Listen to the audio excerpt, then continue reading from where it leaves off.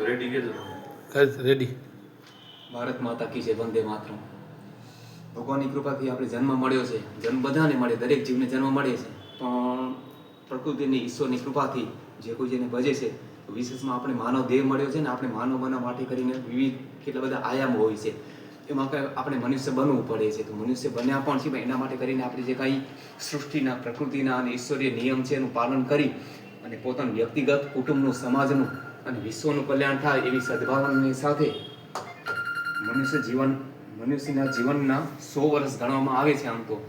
પણ અત્યારના સમયમાં અલ્પ બુદ્ધિ અને અલ્પ આયુષ્ય આવા વાતાવરણમાં માત્ર અમુક સામાન્ય વિસ્તાર પૂરતું નહીં પણ દુનિયાને લાગુ પડે એવી એક આ બાબત છે. ભલે જાણીને સમજવી અઘરી છે કે ઓછા જીવનના સમયમાં અને સામાન્ય પોતાની જે કંઈ વિચાર ક્ષમતા છે વ્યક્તિની, ભલે કોઈની વ્યક્તિ આગળ વધી જાય છે, એને એવા પણ એક અત્યારના પ્રતિકૂળ વાતાવરણમાં વર્તમાન સમયમાં સંઘ પરિવારના 100 વર્ષનો ઉત્સવ ઉજવાઈ રહ્યો છે આખા દેશમાં.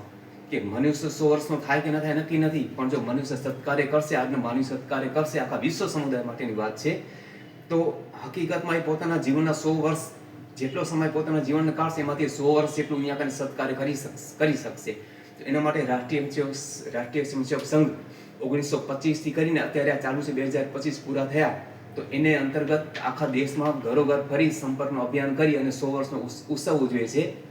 એનો પહેલા એક વખત વિજયાદશમીનો ઉત્સવ થયો હતો અને અત્યારે ઘર ઘર સંપર્ક કરી સંઘ યાત્રાના એક માધ્યમની અંતર્ગત એક પત્રિકા ઘર ઘર આપવામાં આવે છે ભાઈઓ બહેનો દ્વારા, સંઘના સ્વયંસેવક અને સેવિકાઓ દ્વારા, અને એક સાહિત્ય આપવામાં આવે છે કે જેને આપણું જીવન પ્રકૃતિ આપણે કેટલું બધું આપે, આપણે એને માટે શું આપ્યું. દેશ હમે દેતા હે સબ કુછ, હમ ભી તો કુછ દેના સીખે. તો એ વિચારની સાથે સમાજ અને દુનિયાના શાંતિ સ્થાપવા માટે કરીને સંઘ પરિવાર દરેક જગ્યાએ ફરી અને એક આ પત્રિકા અને બીજું સાહિત્ય છે એ ત્યાં અર્પણ કરે છે. એમાં 5 આયામ આપવામાં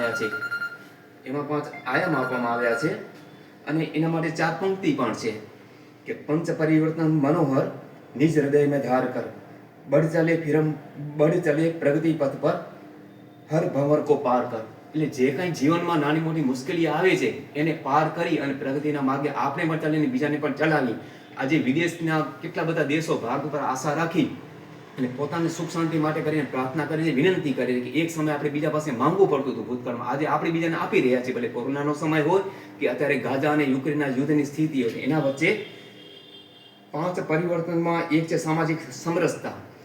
કે દરેક ભગવાન આપણે અહીંયા અવતાર થયા, કોઈ પણ હોય ભલે, એમાં ભલે વિદેશના હોય કે અહીંયા પણ આપણે બધાને માન આપીએ જ છીએ. તો દરેક મનુષ્યમાં કોઈ જ્ઞાતિવાદને છોડી કરી અને સમરસતાનો ભાવ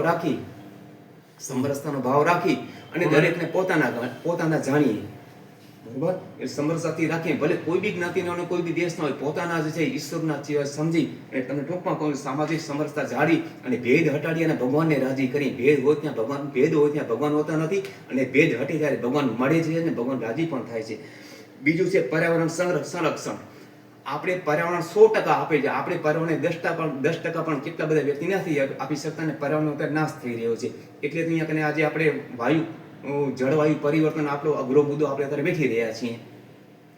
તો વૃક્ષો પણ વાવીએ, એને કાપીએ પણ નહીં અને પ્લાસ્ટિકનો ઓછો ઉપયોગ કરી અને પર્યાવરણને સાચવીએ. પ્લાસ્ટિક આપણા દુશ્મન જેવું છે, છતાંય આપણે એને સ્વીકાર્યો છે અને પેડને એટલે વૃક્ષને આપણે તર છોડીને કાપી રહ્યા છીએ, વનનો આપણે નાશ કરી રહ્યા છીએ. અને બીજું છે પાણી. તો પહેલી જરૂર છે આપણે હવાની, બીજું જોઈએ પાણી, એના પછી ભોજન જોઈએ.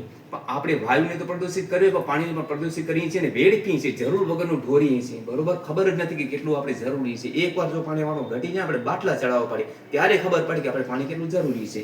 અને એના પછીનું છે કુટુંબ પ્રબોધન. એક સમય હતો કે ઘરની અંદર 15, 20 કે 25 ભાઈઓ બહેનો માતા પિતાની સાથે રહેતા હતા.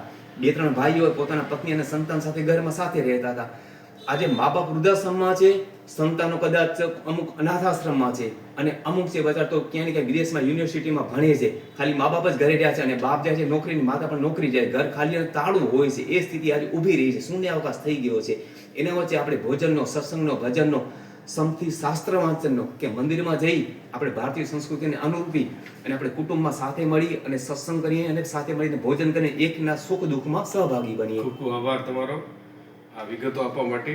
તો ચોક્કસ આપણે રાષ્ટ્રીય સ્વયંસેવક સંઘ પ્રેરાઈને દેશભક્તિના કાર્યો કરીએ. જય હિન્દ, વંદે માતરમ. વંદે